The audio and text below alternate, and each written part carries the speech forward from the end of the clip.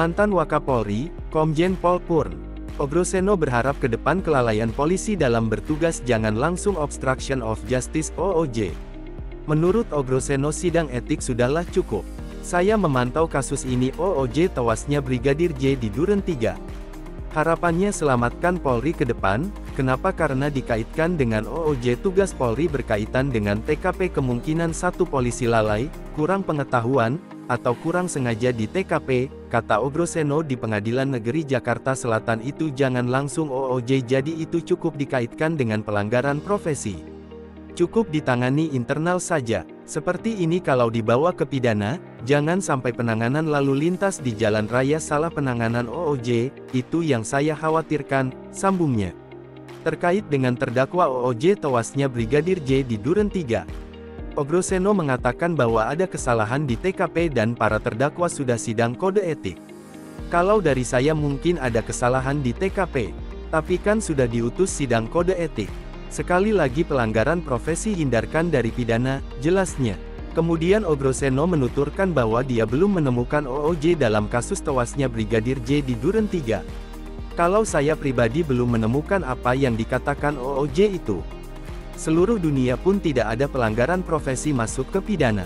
Ia kan dilaksanakan sidang kode etik, jika tidak layak kemudahan PTDH, tidak masalah diproses.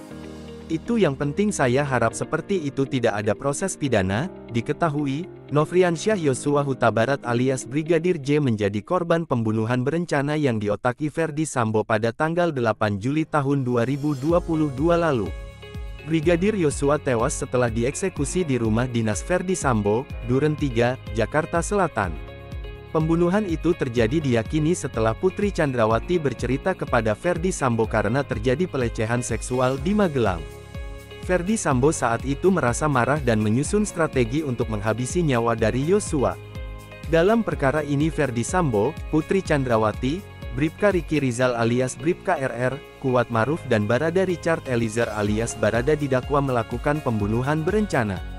Kelima terdakwa didakwa melanggar pasal 340 subsidiar pasal 338 KUHP junto pasal 55 ayat 1 ke 1 KUHP dengan ancaman maksimal hukuman mati. Tak hanya dalam kasus pembunuhan berencana Brigadir J, khusus untuk Ferdy Sambo juga turut dijerat dalam kasus perintangan penyidikan atau obstruction of justice bersama Hendra Kurniawan, Agus Nurpatria, Cak Putranto, Irfan Widianto, Arif Rahman Arifin, dan Baikuni Wibowo. Para terdakwa disebut merusak atau menghilangkan barang bukti termasuk rekaman CCTV Komplek Polri, Duren 3. Dalam dugaan kasus obstruction of justice tersebut mereka didakwa melanggar pasal 49 junto pasal 33 subsidiar pasal 48 ayat 1 junto pasal 32 ayat 1 UU ITE nomor 19 tahun 2016 dan atau dakwaan kedua pasal 233 KUHP subsidiar pasal 221 ayat 1 kedua KUHP junto pasal 55 ayat 1 ke 1 KUHP.